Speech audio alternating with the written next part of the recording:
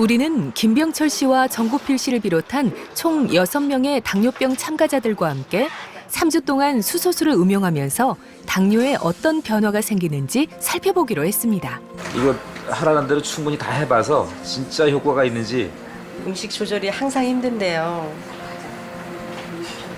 실험하는 동안에 열심히 참고 물 열심히 마시고 변화되는 모습을 한번 관찰해 봐야죠. 불규칙한 생활과 식습관은 물론 가족력에 당뇨를 오랫동안 방치까지 한 3명의 참가자들.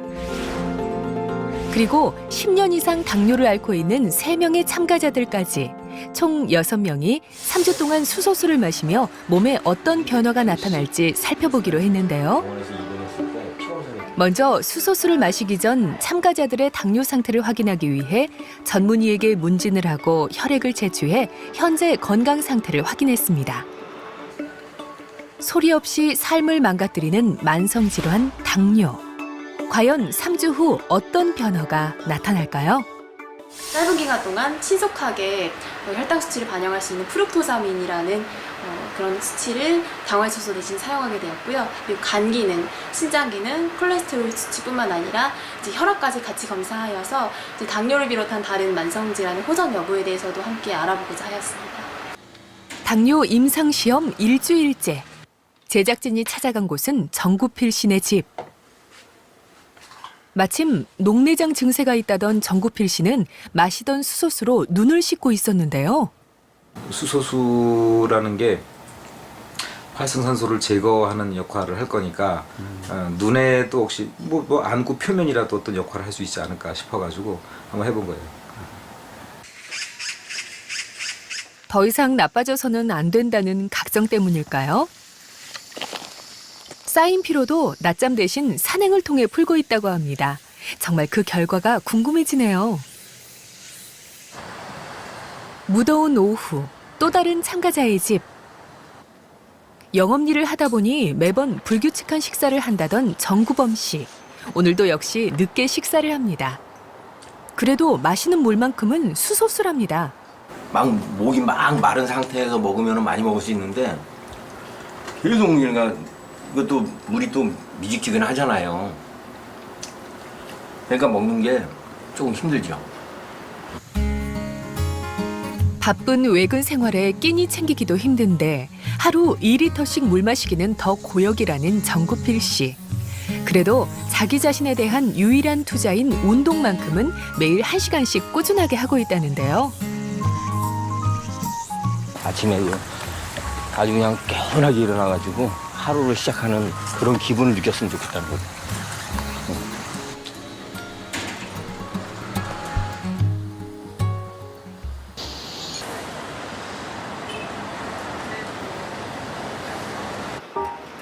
삼 주 후 병원에서 다시 만난 6명의 당뇨 임상 참가자들. 과연 참가자들의 당뇨 상태는 어떻게 달라졌을까요?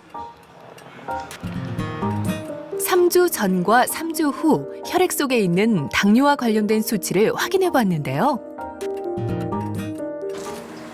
3주라는 짧은 시간이었지만 대부분 주목할 만한 변화가 있었습니다. 김일승리 검사 결과를 보면 프룩토자민이 271에서 256으로 더 호전된 양상을 보이셨습니다. 당뇨는 조금 더 호전됐다고 볼 수 있네요. 감사합니다. 네, 감사합니다. 제가 열심히 노력한 결과인 것 같아요. 끝을 봐야죠. 일단 시작을 했으니까. 김일숙 씨를 비롯해 6명 모두 혈당 수치가 임상 연구 시작 전인 3주 전보다 줄어든 것을 알 수 있는데요. 수소가 당뇨에 어떤 역할을 한 걸까요? 당뇨는 혈당을 조절하는 췌장이 제대로 기능을 못하면서 발생하는 질병인데요. 수소수를 통해 들어간 수소가 몸속에서 유해 활성산소와 결합하면서 항산화 역할을 하게 되면 췌장의 기능을 되살려 당을 조절하게 되는 거죠. 체내 활성산소가 많아져 생체 산화 균형이 무너진 상태를 의미하는 산화 스트레스 지수도 살펴봤는데요. 3주 전과 비교해 대부분 줄어든 걸 알 수 있습니다.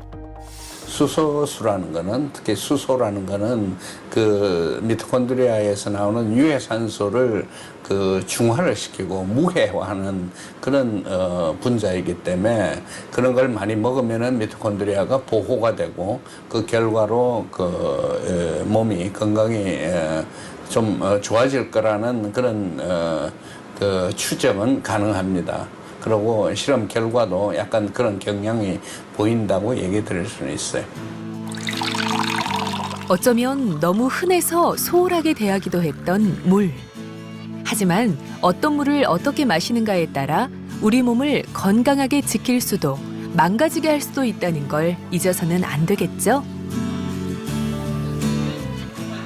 대학병원에 있는 그 임상학교 교수님들과 그 기초의학의 교수님들과의 어떤 공동 작업을 통해서 각 그 만성적인 그 질환들에 대한 그런 그 임상적인 경험들이 좀 많이 쌓여서 연구가 진행되면 그것을 또 발표할 수 있는 계기가 될 수 있겠죠. 그래서 연구 성과 이런 것들이 많이 모인다면 아마 수소수가 어떤 치료 보조적인 그런 역할을 넘어서서 어떤 또 치료를 선도할 수 있는 그런 역할에까지 이르지 않을까 하는 그런 전망도 제가 해봅니다. 한 잔의 물로 건강한 변화를 경험한 사람들.